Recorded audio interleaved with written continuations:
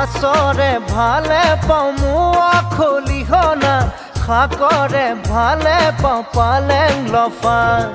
ছোৱালীৰ ভালে পাওঁ মিঠা বৰণৈ কঁকালাহি পাহি কুলত কটা